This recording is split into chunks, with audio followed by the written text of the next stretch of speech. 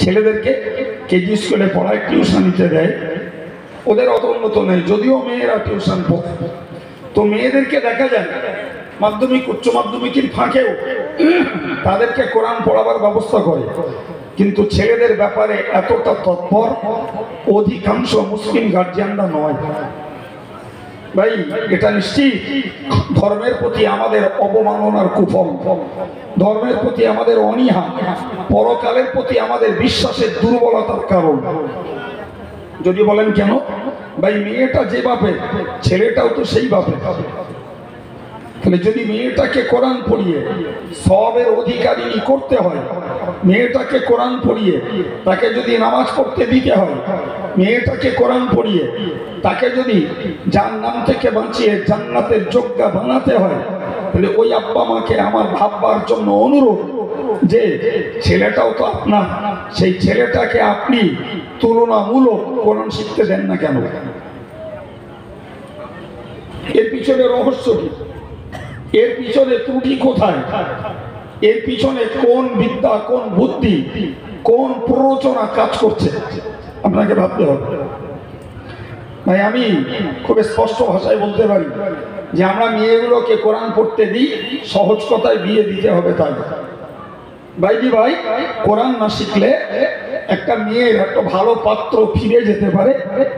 ফলে মেয়েটাকে কোরআন পড়াই যে কোনো মূল্যে, সহি পড়ুক, গায়ের সহি পড়ুক, শুদ্ধ শুদ্ধ যাই পড়ুক, ব্যবস্থা করি। কিন্তু ছেলে মানে জানি ও তো সোনার আংটি, ও বেঁকলেও ওজন কমবে না, যা থাকবে তাতেই 20-50 পাওয়া যাবে বিক্রির বিয়ের সময়। নাউজুবিল্লাহ বলে, এই মানসিকতার পরিবর্তন দরকার। এটা ধর্মের প্রতি মহব্বতের নজির নয়, এটা পরকালের প্রতি ভয়ের লক্ষণ নয়। মেয়েগুলোকে পড়তে দেওয়াটা, আমি পরিষ্কার বলছি, যদি ধান্দা ওই থাকে যে কোরআন না পড়ালে বিয়ে দিতে পারবো না, তাহলে ওটাও বোধ হয় খুব সওয়াবের কাজ হচ্ছে না, ওটাও বেকার হচ্ছে। সুতরাং আজকের আন্ডারটেকিং যারা, আমাদের অধীনস্থ বাচ্চা যারা, তাদের 9 বছর, 10 বছর, 11 বছর, 12 বছর বয়স, ছেলে হোক চাই মেয়ে হোক, এরই হবে এদের কোরআন পড়ানো। এ কোরআন যখন পড়তে যাবে, স্বাভাবিকভাবে উজু গোসল শিখবে, পাক না পাকিটা শিখবে, এ দৈনিক জীবনের ব্যবহৃত দোয়া কালামগুলো শিখবে, এ দৈনিক জীবনের একদম নিজের নিত্য প্রয়োজনীয় নবীর সুন্নতগুলো শিখবে। যেটুকু শিখে রাখবে, সে পরবর্তীতে ওইগুলোই তার বাস্তব জীবনে কাজে লাগাতে পারবে। দরকার ছেলেটার জন্য, মেয়েটার জন্য যেমন, ছেলেটার জন্য তেমন। আজকের এই মজলিস থেকে, আমার কাছ থেকে এই মেসেজটাকে গ্রহণ করুন এবং এখান থেকে শক্ত পোক্ত মানসিকতা তৈরি করে বাড়ি চলুন যে আমার ছেলে মেয়েটাকে, যারা আমাদের অধীনে রয়েছে, অবশ্যই এদেরকে কোরআন পড়াবো। ভাই, মানুষ এতটা পার্থিবমুখী, ভাবতে অবাক লাগে। আজকে আমাদের পয়সার অভাব নেই ভাই, আমরা এতটা পয়সামুখী, ভাবতে অবাক লাগে। এই দিন শিক্ষা করতে যে, দিন শিখাতে যে মাদ্রাসাওয়ালাদের ভিক্ষা করে বেড়াতেন। করবেন না ভাই, আমার দিকে তাকান। যারা বসেছেন আদবের সঙ্গে বসে আছেন, আপনাদের ধন্যবাদ। কয়েক মিনিটের কথা বলছি, মনোযোগের সঙ্গে মাথায় নেন। দিন শিখাবার জন্য মাদ্রাসাওয়ালাদেরকে ভিক্ষা করতে হয় এবং একটা অক্লান্ত পরিশ্রম করতে হয়। একটা মানুষের কাছে একবারের জায়গায় 2বার, 3বার, 4বার, 5বারও যেতে হয়, তারপরে হয়তো তার কাছ থেকে একটা ফিডব্যাক পাওয়া যায়। ভাই, অথচ এমনও প্রচুর গার্জিয়ান রয়েছে যাদের বাচ্চাগুলোকে কেজি স্কুলে ভর্তি করছে 2,500, 3,000, 4,000, 5,000 টাকা অ্যাডমিশন ফি, মাস গেলে 2,000 টাকা মান্থলি চার্জ। তার এডুকেশনাল বুটস, তার শিক্ষার যে সহযোগী কলম, কাগজ ইত্যাদি, তার পিছনে দিতে হয় আবার কিছু পয়সা। কথা বলছেন না কেন? ঠিক বলছি না? ফাও গল্প পাচ্ছি? হ্যাঁ, এরা মুসলিম, এরা মুসলিম। সে সকালবেলা তার জীবনের একেবারে সকালবেলায় সে টাই পরে যাচ্ছে কেজি স্কুলে পড়তে। ওই ছেলেটি এডুকেটেড হবে, সে মাধ্যমিক, উচ্চ মাধ্যমিক, গ্রাজুয়েট, MA, BT, IS যত ডিগ্রি জোগাড় করুক, আমি হাত কেটে লিখে দিচ্ছি, আপনার ছেলেকে আপনি যেটা বানিয়েছেন তার কল্যাণ আর উপকারিতা সে ভোগ করুক, তার পার্সেন্টেজ আপনি পান যে আপ টু রিটায়ার লাইফ কিংবা আপ টু ডেথ। খুব বড় যোগ। সে অবসর পাওয়া পর্যন্ত কিংবা মৃত্যু পর্যন্ত পাবেন। ভাইজি ভাই, যদি তার লাইফে সার্ভিস না পায় তাহলে তাকে পৈতৃক সম্পত্তির উপরই জীবন ধারণের উপরে নির্ভর করতে হবে।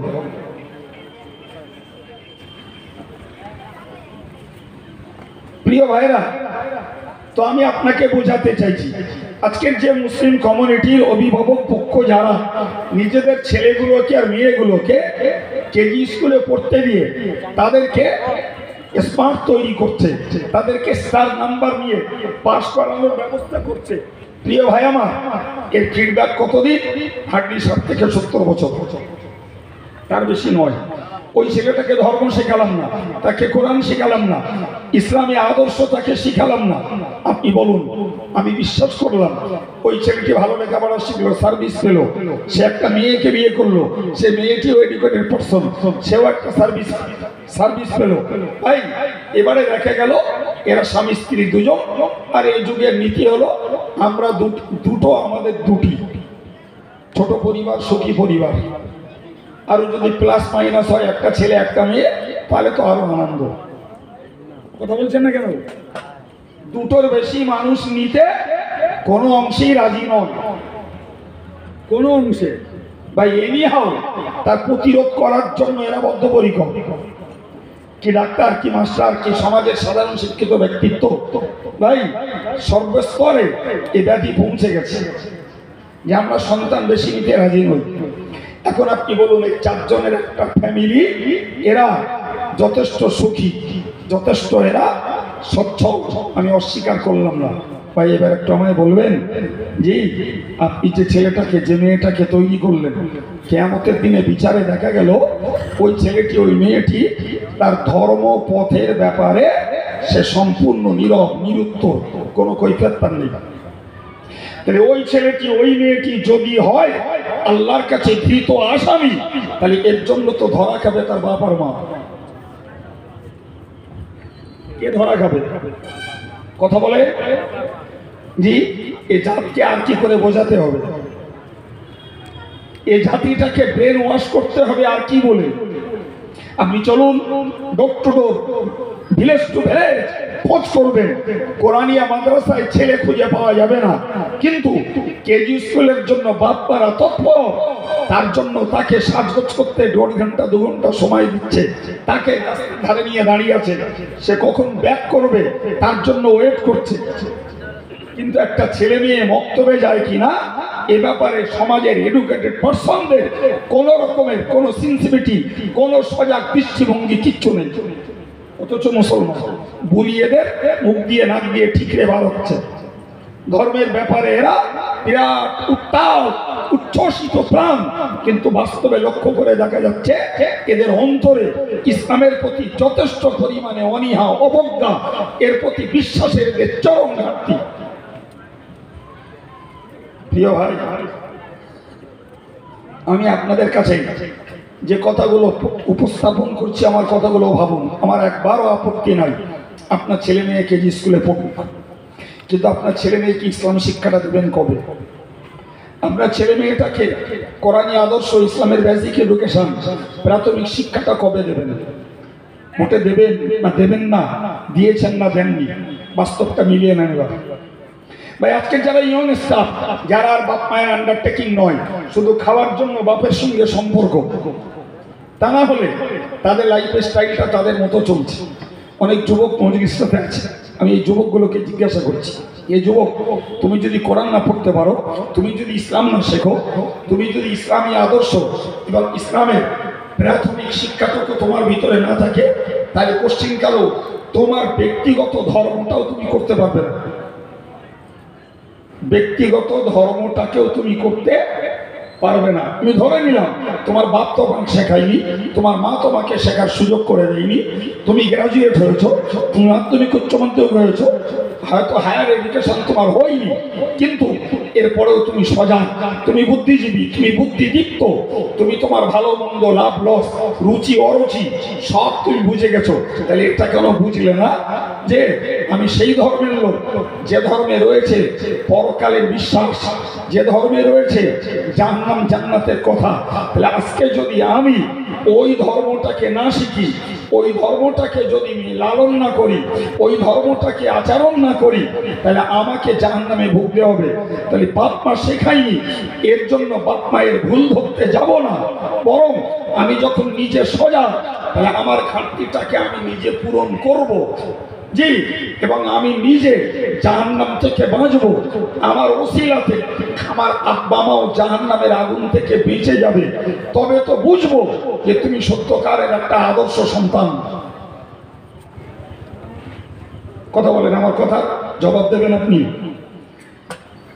এর ব্যাক সাইডে আপনার কিছু বলার আছে? হ্যাঁ, এ জাতির পরিবর্তন কোথায়? এদের লাইফ স্টাইল পাল্টাবে কবে? এরা জীবন পরিবর্তন করেছে মডার্নিস্টের দিকে, আধুনিকত্বের দিকে। এরা জীবন পরিবর্তন করেছে চিত্ত বিনোদনে। এরা জীবন পরিবর্তন করেছে আজকের পোশাকে, খাওয়াতে, লাইফ স্টাইলে পরিবর্তন করেছে। এদের জীবন ধর্মমুখী পরিবর্তন হয়নি।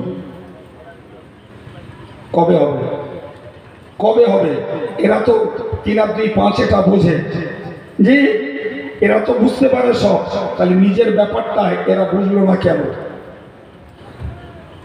এরা বুঝলো না কেন? তাহলে নিশ্চিত বলতে হবে এরা নফসের তাড়নায় শয়তানের প্ররোচনা পড়েছে। যে শয়তান বলেছিল সুম্মা লাআতিয়ান্নাহুম মিন বাইনি আইদিহিম ওয়া মিন খালফিহিম ওয়া আন আইমানিহিম ওয়া আন শামাইলিহিম। আল্লাহকে বলেছিল ইবলিস, আল্লাহ তোমার ওই বান্দা বান্দীদেরকে সামনের দিক থেকে, পিছন দিক থেকে, ডান দিক থেকে, বাম দিক থেকে আমি দাগা দেব। এরপরে তুমি দেখতে পাবে তোমার কৃতজ্ঞ বান্দা খুবই কম, বেশি অংশ আমারই অনুগত। নাউজুবিল্লাহ বলে। প্রিয় ভাই, তাহলে শয়তান আল্লাহকে চ্যালেঞ্জ করে বলেছিল যে আল্লাহ তোমার বান্দা বান্দীদেরকে চারিদিক দিয়ে আমি দাগা দেবো। লেটেস্ট তুমি দেখবে তোমার বিশ্বাসঘাতক বান্দা বেশি। আজকে লজ্জার সঙ্গে বলতে হয় গোটা মুসলিম কমিউনিটিটাকে অ্যানালিসিস করলে দাঁড়াবে ওটাই ইংলিশ যা আল্লাহকে বলেছিল তারই বাস্তব সফলতা ইংলিশ পেয়েছে। কথা বলছেন না কেন? আমার দেশে যারা higher educated person, service holder, doctor, master, barrister, minister, জি ভাই, এমএলএ, এমপি, এ জাতীয় অনেক বাস্তবের পদাধিকারী ব্যক্তিবর্গ যারা মুসলমান নাম নিয়ে যথেষ্ট পরিমাণে তারা আত্মসম্মান নিয়ে আছে, কিন্তু যদি তাদের ধর্মীয় ক্যারেক্টারটাকে একটু যদি সার্ভে করা যায় দেখা যাবে ধর্মের ব্যাপারে 0 পয়েন্ট। রাগ করছেন? কেউ শুনলে রাগ করতে পারে। জি, যদি রাগ করেন শুধরে যান, এ কথা আপনার গায়ে লাগবে না। আর যদি মনে করেন শোধরাবো না, তাহলে ভালোভাবে ডিউটি পালন করবে। আপনার গায়ে লাগলেও কিছু করার নেই। এ ঠিক বলছি না ভুল বলছি? শুধরে যান, সংশোধন হন, এ কথা আপনার গায়ে লাগবে না। তাহলে যারা অভিভাবক পক্ষ তাদের ভিতরে যদি থাকে এই মাইনাস পয়েন্ট, তাহলে এরা এদের নেক্সট জেনারেশনকে কিভাবে ধর্মের পথ দেখাবে, কিভাবে এরা এদেরকে আল্লাহওয়ালা হওয়ার পথ দেখাবে?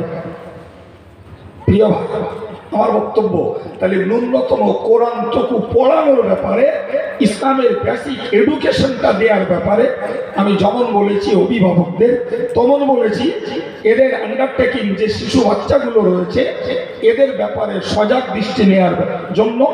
এবং ডাইরেক্টলি আমি ইয়াং স্টাফকে, যুব সমাজকে বললাম, হে যুবক, তুমি যতই তোমার লাইফ স্টাইল বাড়াও, নিশ্চিত তুমি মনে রাখো তুমি যদি ধর্ম না শেখো তাহলে তুমি মোস্ট ইলিটারেট, তুমি মোস্ট ইগনোরেন্ট, তুমি চরম মূর্খ, যত বড় জ্ঞানের ডিগ্রি তোমার থাক না কেন।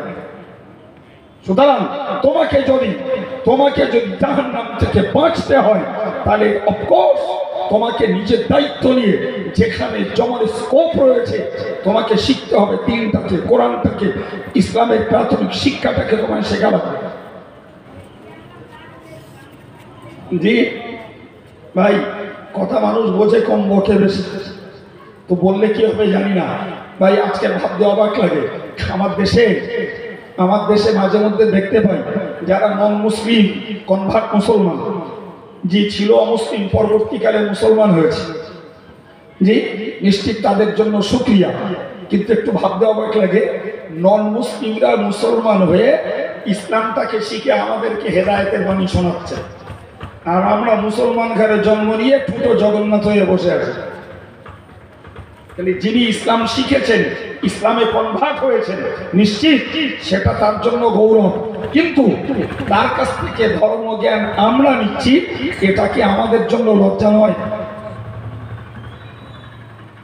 কথা বলছেন না কেন? হ্যাঁ, তাহলে এই জাতির চেতনা ফিরতে কতদিন সময় লাগবে? আমার তো মনে হয় যে এমন কিছু অবচেতনার মানুষ রয়েছে যাদের চেতনা ফেরার জন্য আজরাইল যথেষ্ট, তাছাড়া আর কারো দ্বারাই সম্ভব না। আর আজরাইল করবে তো আল্লাহর কাজ। কথা বলে প্রিয় ভাই, সুতরাং আমি যুবকগুলোকে বলছি, খুব সিরিয়াসলি বলছি, হে যুবক, যদি তোমার জীবনের তুমি প্রকৃত উন্নতি চাও, এই হাও যেখানে থাকো, তুমি ইসলামের বেসিক এডুকেশনটা গ্রহণ করো। বাপ মায়ের ভুল ধরে বদদুয়া করাতে যেও না, বরং যোগ্য বেটার পরিচয় দাও, নিজে ধর্ম শেখো এবং বাপ মাকেও কিয়ামতের দিনে ওই পেটের হাত থেকে বাঁচানোর মতো সুযোগ করে দাও। জি, অভিভাবক পক্ষকে বলবো, মনে রাখবেন, যদি আপনি আপনার বাচ্চার জন্য তৎপর না হন, তাহলে যত বড় ধার্মিক আপনি পরিণত বয়সে হন না কেন, আসামির কাঠগড়ায় কিয়ামতের দিনে দাঁড়ানো লাগবে। আমি সুস্পষ্ট ভাষায় বলছি, সুস্পষ্ট ভাষায়। মনে ভাবুন, যদি গ্রামে একটা ছেলের শত্রু থাকে আর 5টা যুবক, তো সুযোগ মতো ভাই ওই একটা ছেলেকে ধরে 5টা যুবক ইউনিয়ন করে মারলো, মারতে পারে তার একটা বিচার আছে, পরবর্তীতে তার বিচার হতে পারে। কিন্তু একটা কথা মনে রাখুন, আজও পর্যন্ত গ্রামের 5টা যুবক মিলে একটা যুবককে বলো ধরে পুড়িয়ে দেয়নি। রেকর্ড আছে আপনাদের কাছে?